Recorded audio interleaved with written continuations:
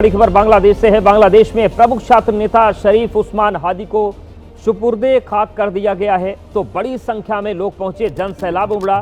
ढाका में उस्मान हादी को दफनाया गया है। अंतिम संस्कार में मोहम्मद यूनुस भी शामिल हुए। बांग्लादेश में उस्मान हादी को शहीद का दर्जा दिया गया है। उस्मान हादी के जनाजे में जन सैलाब उमड़ा। बांग्लादेश में हाई अलर्ट पर सुरक्षा बलों को रखा गया है।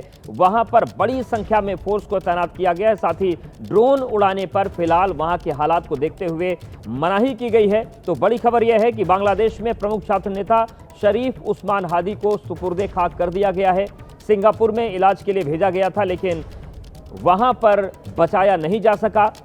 बीते शुक्रवार को सिर में गोली लगी थी, जिसके बाद सिंगापुर रेफर किया गया, लेकिन उस्मान हादी की इलाज के दौरान मौत हुई। ढाका में उस्मान हादी को सुपुर्दे खाक किया गया है। अंतिम संस्कार में बड़ी संख्या में, हजारों की संख्या में लोग पहुंचे और मोहम्मद यूनुस भी शामिल हुए अंतिम संस्कार में। बांग्लादेश में उस्मान हादी को शहीद का दर्जा दिया गया है। एक दिन का राष्ट्रीय शोक भी घोषित किया गया है। उस्मान हादी के जनाजे में बड़ी संख्या में लोग पहुंचे और फिलहाल जिस तरीके के हालात बांग्लादेश में बने हुए हैं, उसको देखते हुए बांग्लादेश में हाई अलर्ट पर सुरक्षा बलों को रखा गया है, ताकि किसी भी तरीके से हालात नहीं बिगड़ें। ये दो तस्वीरें हम आपको दिखा रहे हैं उस्मान हादी के सुपुर्दे खाक के वक्त की। बड़ी संख्या में लोग पहुंचे, करीबी पहुंचे। अंतरिम जो राष्ट्राध्यक्ष हैं मोहम्मद यूनुस, वो भी पहुंचे और उस्मान हादी को आखिरी विदाई दी गई। लेकिन जिस तरीके से बड़ी संख्या में लोग उमड़े और जिस तरीके से उस्मान हादी का देश में वर्चस्व था छात्र राजनीति में और इसके साथ ही साथ उभरती हुई राजनीति में, उसको देखते हुए उस्मान हादी को शहीद का दर्जा दिया गया है और बड़ी संख्या में लोग उस्मान हादी को आखिरी विदाई देने के लिए, सुपुर्दे खाक करने के लिए पहुंचे।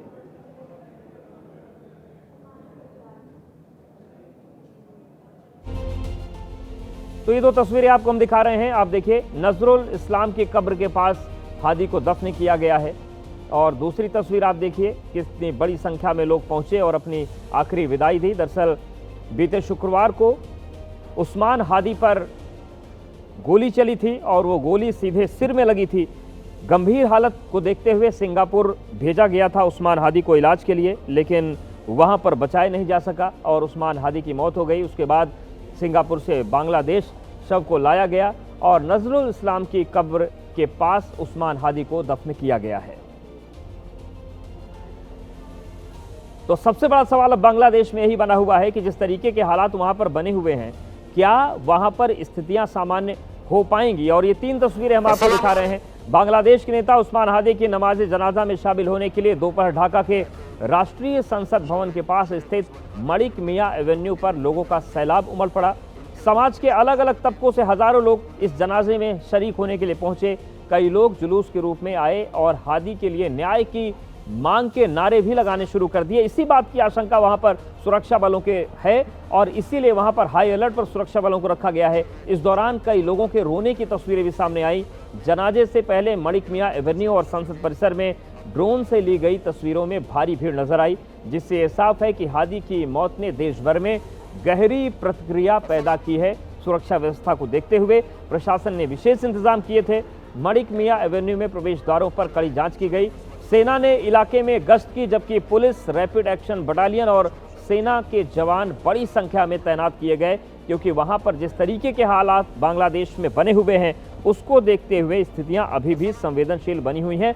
और सबसे बड़ा सवाल यह है कि क्या वहां पर शांति बहाल हो पाएगी, क्योंकि चुनाव के ऐलान के बाद से ही सक्रियता बढ़ी थी और प्रमुख छात्र नेता उस्मान हादी, जिनकी गोली मारी गई, हत्या हुई और इसके बाद ये सुपुर्दे खाक की तीन तस्वीरें हम आपको दिखा रहे हैं, जिस तरीके से ये छात्र संगठन बना इंकलाब के नाम से। और ये देखिए, दूसरी जो तस्वीर है, मोहम्मद यूनुस भी पहुंचे थे सुपुर्दे खाक करने के लिए, आखिरी विदाई देने के लिए। और जिस तरीके से तस्वीर आई, हादी के शव को छूने के लिए भीड़ बेकाबू हो गई।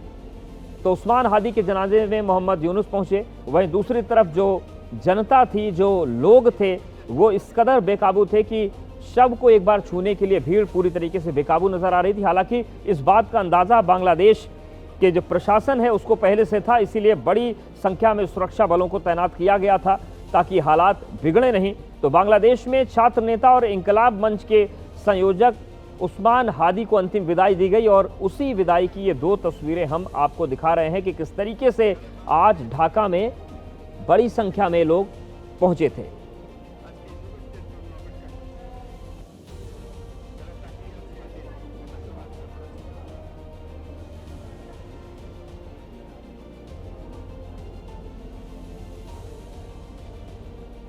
तो उस्मान हादी के जनाजे से पहले राजधानी में अभूतपूर्व सुरक्षा व्यवस्था की गई थी। संसद भवन और आसपास के इलाकों में पुलिस, बॉर्डर गार्ड, बांग्लादेश और दूसरी सुरक्षा एजेंसियों की तैनाती रही।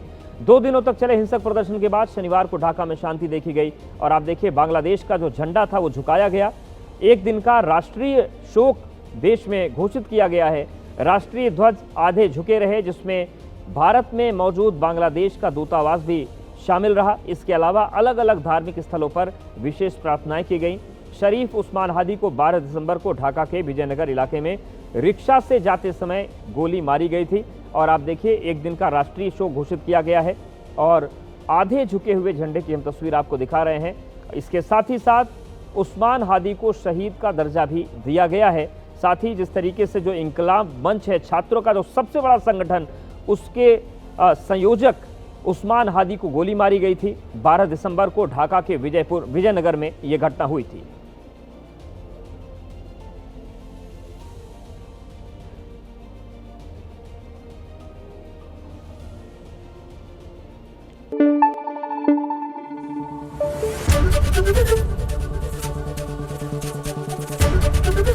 एबीपी न्यूज आपको रखे आगे।